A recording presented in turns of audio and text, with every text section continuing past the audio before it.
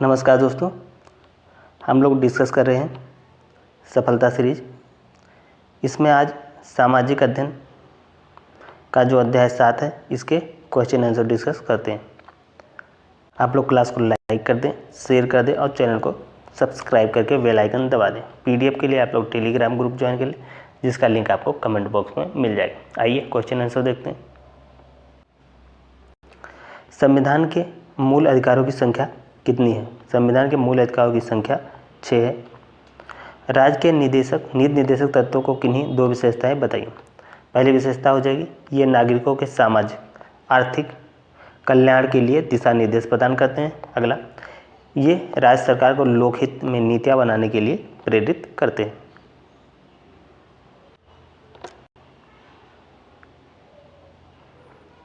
अगला, संविधान सभा की पहली बैठक कब हुई थी? संविधान सभा की पहली बैठक 9 दिसंबर 1946 को हुई थी। अगला, भारतीय संविधान कब लागू हुआ? भारतीय संविधान 26 जनवरी 1950 को लागू हुआ। अगला, भारतीय संविधान सभा की प्रारूप समिति के अध्यक्ष कौन थे? भारतीय संविधान सभा के प्रारूप समिति के अध्यक्ष डॉक्टर भीमराव अम्बेडकर साहब थे। अगला क्वेश्चन, भारतीय संविधान के निर्माण में कुल कितना समय लगा? भारतीय संविधान के निर्माण में कुल 2 वर्ष 11 माह और 18 दिन का ये आपका समय लगा था। 2 वर्ष 11 माह 18 दिन। अगला, भारतीय संविधान की किन्हीं 2 विशेषताएं बताइए। पहली, ये लिखित है और विस्तृत संविधान है। अगला, ये संघात्मक है लेकिन एकात्मक प्रवृत्ति वाला संविधान है।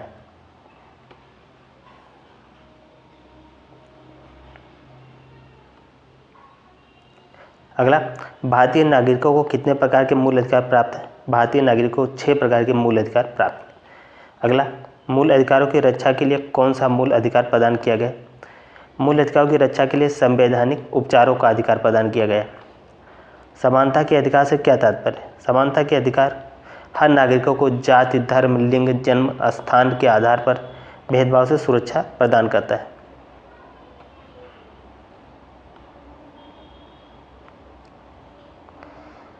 अगला, बंदी प्रत्यक्षीकरण लेख का क्या अर्थ है?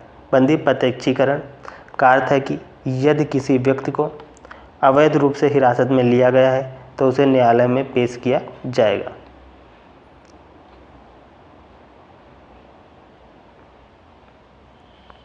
नीति निर्देशक तत्वों का वास्तविक उद्देश्य क्या है? नीति निर्देशक तत्वों का उद्देश्य लोक कल्याणकारी राज्य की स्थापना करना है। उपभोक्ता का क्या अर्थ है? उपभोक्ता वो व्यक्ति होता है जो वस्तुओं या सेवाओं का उपयोग स्वयं के लिए करता है, इसके लिए भुगतान करता है। उपभोक्ता शोषण से आप क्या समझते हैं? उपभोक्ता शोषण का अर्थ है उपभोक्ताओं को गलत, त्रुटिपूर्ण या निम्न गुणवत्ता की वस्तुएं बेचना या कीमत वसूलना। उपभोक्ता अपनी शिकायत कहाँ कर सकते हैं? उपभोक्ता अपनी शिकायत उपभोक्ता फोरम, जिला, राज्य या राष्ट्रीय स्तर पर दर्ज करा सकते हैं।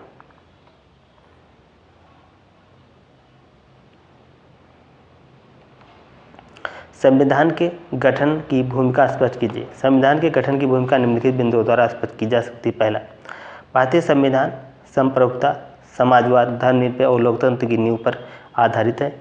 ये देश के नागरिकों को मूल अधिकारों और कर्तव्यों का ज्ञान कराता है। संविधान देश के शासन को संवैधानिक रूपरेखा प्रदान करता है।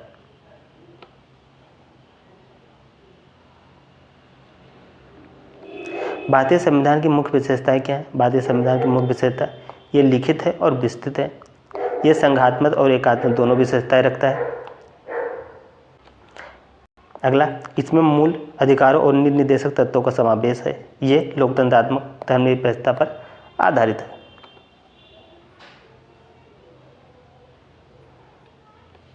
नागरिकता संबंधी संवैधानिक प्रावधानों को व्यक्त कीजिए। भारतीय संविधान में नागरिकता से संबंधित प्रावधान अनुच्छेद 5 से 11 तक दिए गए हैं, जिसमें बताया गया है कि पहला, नागरिक जन्म, वंश पंजीकरण, प्राकृतिकरण या क्षेत्रीय एकीकरण द्वारा प्राप्त की जा सकती है जो नागरिकता है। ठीक, संसद को नागरिकता संबंधी नियम बनाने का अधिकार है, वो उसमें परिवर्तन भी कर सकता है। मूल अधिकारों का निलंबन किस प्रकार किया जा सकता है? संविधान के अनुसार राष्ट्रीय आपातकाल अनुच्छेद 352 के दौरान राष्ट्रपति द्वारा मूल अधिकार का निलंबन किया जा सकता है। अगला, सूचना के अधिकार अधिनियम के तहत नागरिकों को कौन से अधिकार प्राप्त है? सूचना के अधिकार अधिनियम 2005 के तहत नागरिकों को निम्नलिखित अधिकार प्राप्त है। पहला, दस्तावेजों की जानकारी प्राप्त करने का अधिकार। अगला, किसी भी सरकारी विभाग में सूचना मांगने का अधिकार। अगला, यदि सूचना देने से मना किया जाए तो अपील करने का अधिकार।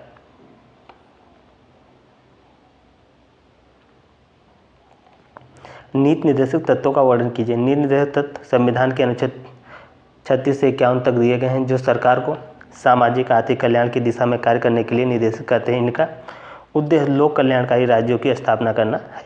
अगला, भारतीय संविधान की प्रस्तावना लिखिए। भारतीय संविधान की प्रस्तावना में संविधान के उद्देश्यों और मूल्यों का वर्णन किया गया है। हम भारत के लोग से शुरू होती है और भारत को संप्रभु, समाजवादी, धर्मनिरपेक्ष, लोकतांत्रिक गणराज्य घोषित करती है।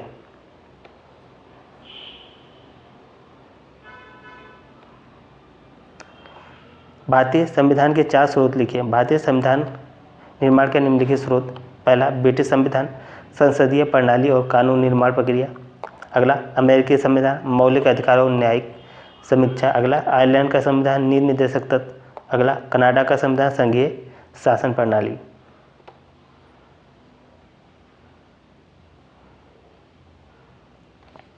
लोकतंत्रात्मक गणराज्य से आप क्या समझते हैं? लोकतंत्रात्मक गणराज्य का अर्थ है, पहला, लोकतंत्रात्मक का मतलब जहां जनता अपने प्रतिनिधियों का चुनाव करती है। गणराज्य जहां राष्ट्राध्यक्ष वंशानुगत न होकर जनता द्वारा चुना जाता है।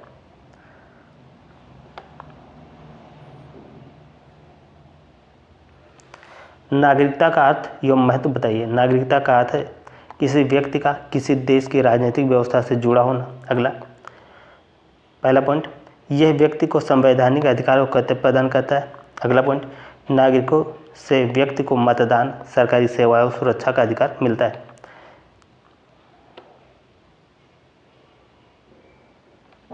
नागरिकता प्राप्ति के संवैधानिक उपबंध क्या है?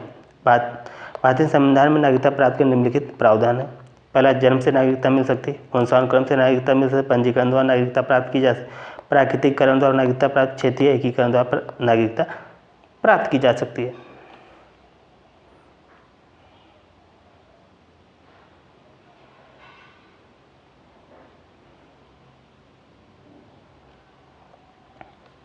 एकल नागरिकता से क्या तात्पर्य? भारत में एकल नागरिकता का प्रावधान है, जिसका अर्थ है कि देश के सभी नागरिक केवल भारतीय नागरिक होते हैं। उन्हें राज्य स्तर पर अलग से नागरिकता प्राप्त नहीं होती है।